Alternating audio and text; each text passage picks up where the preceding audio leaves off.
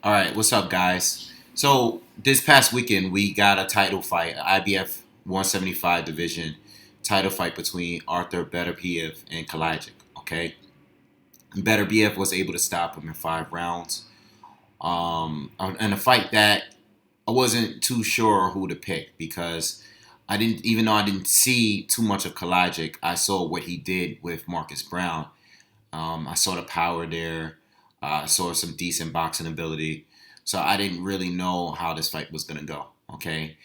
Beterbiev, we already know how powerful he is, how strong he is. Uh, but I wanted to see how he would do against a fighter that had longer arms and had some punching power. He has displayed some punching power. Not many fights out there of Kalajdzic. Okay, so it was just a lot of unknowns. I didn't make an exact. I did do a video on it, but I didn't actually make a prediction in that video. Okay, I just wasn't too sure. Beterbiev was extremely aggressive. I mean, he actually was lunging and rushing Kalajdzic a lot in this fight, and it actually paid off for him. Okay, um, I was hoping we saw some more technical ability from him. We didn't in this fight, but I'm sure that was part of the game plan. He came into the ring, not playing any music in his ring entrance or anything like that. He seemed like he was about business. He seemed like he wanted to smother Kalajdzic, not give him any air to breathe in there, and that's what he did, and it worked out for him. Okay, Kalajdzic, who is the rangier fighter, didn't have any time to really think in there. There were moments where he did like pump a good jab, and he did have some good straight right hands that landed. But outside of that, he was smothered. And Beterbiev was a stronger fighter, very physically strong fighter, big puncher as well. Ref jumped in the fifth round. He was getting some damage in the third and fourth rounds. And as soon as the fifth round began, Beterbiev jumped on him again, and the ref stopped the fight. Right, the ref did give him a warning, like, listen, you have to defend yourself. I'm not upset with the stoppage because even though Kalajdzic looked like he could continue, the previous 2 rounds he was just receiving punishment. He was dropped, and I think it was fair stoppage. So anyway, let's talk about 175 because there's a few things I have an issue with. Starting with Marcus Browne versus John Pascal. Like now I know Marcus wants to probably stay busy before he gets into a title fight because you have the 4 champions, and we want to see unifications. That's what I preach here on this channel.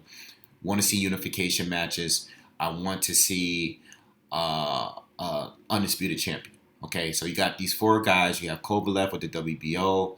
You have Beterbiev with the IBF. You have Bivol with the WBA, and then you have Bozic for the WBC, who just recently won against Adonis Stevenson.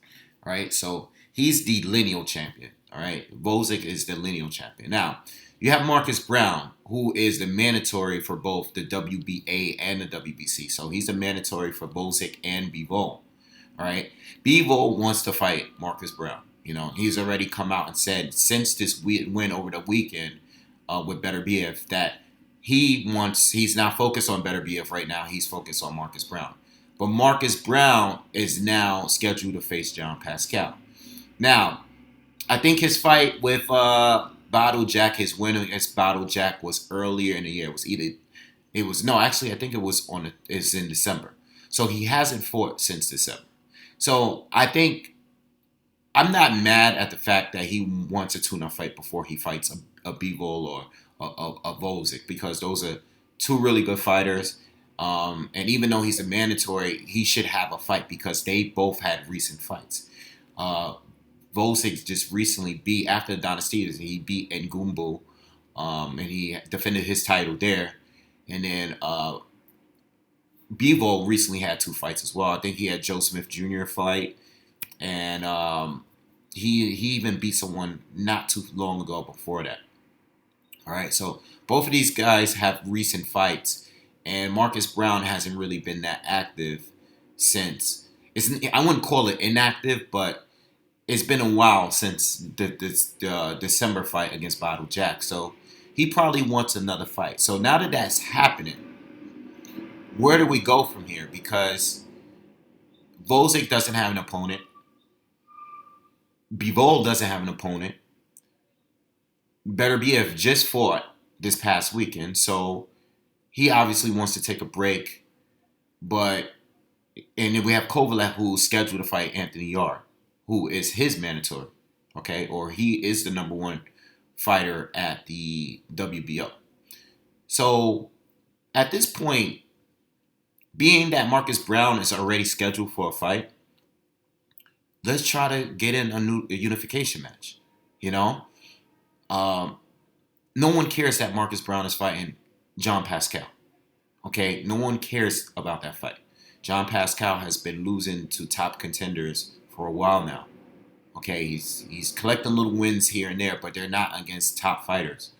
Right? Against as far as the top contenders, he has been losing for a while. All right, he is no longer a top guy at 175.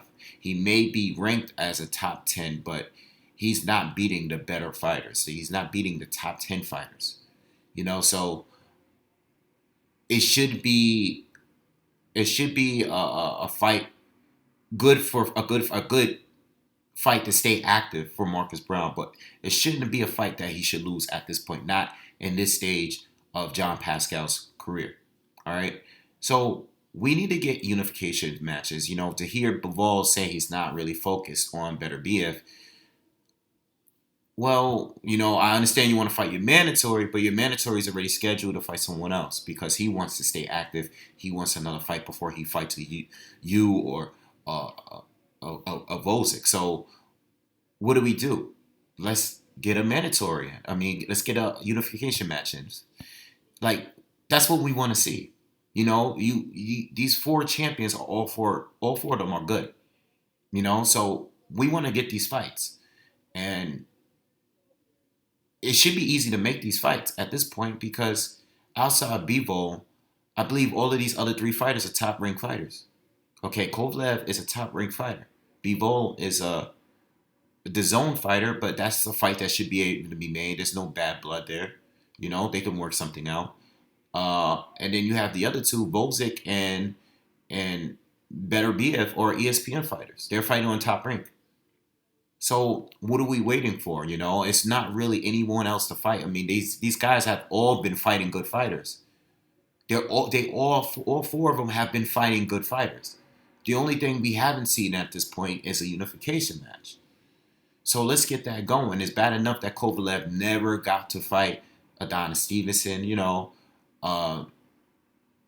was a lot of fights in the last generation. I mean, Kovalev is still active. Ward came in and he did get some good fights. He did fight Sullivan Barrera and took his first. He gave Barrera his first loss, and he did fight Kovalev and stuff. So with Ward out of the picture and Adonis Stevenson out of the picture, Kovalev is already busy. Let's get another unification fighter, or we gotta just wait to see what happens with Marcus Browne, because even if we wait for Marcus Browne, we still are. He's a mandatory for two different fighters. Both of you guys are not gonna fight Marcus Browne, so let's get a unification match. That's it. I know. I believe Dominic Bozo is another high-ranking guy. I believe he's next in line for. I think he's high up on the IBF. I think he's next in place for the IBF strap. And I think he is also behind Anthony Yarde. Correct me if I'm wrong. But outside of him, I'm assuming he's going to be up to fight one of these guys if they don't choose to unify. But let's get a unification match. All right. Now, at this point, it's up in the air who I think is the best. I think it's very tough to call. Off top, I think Bivol is I think he's probably my favorite at this point. Okay, I think he's number one for me. Okay. After that, it's kind of hard to call because I think it's 2 and 3 is kind of tied with Volzik and Kovalev. Okay.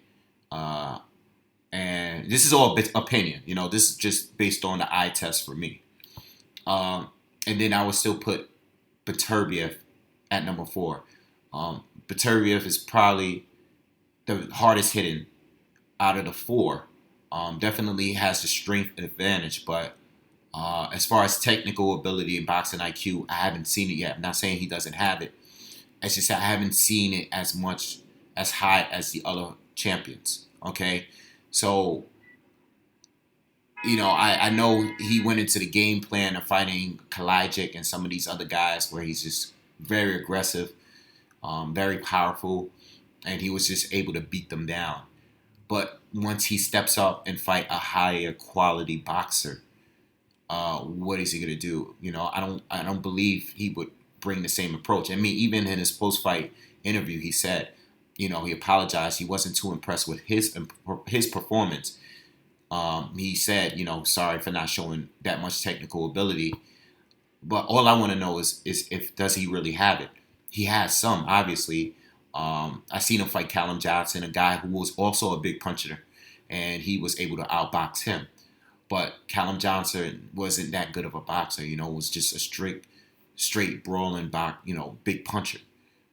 What is he going to do against Bivol? What is he going to do against Bozic? What is he going to do against Kovalev? Guys that also have great records, great boxing ability, especially Kovalev that has experience like him.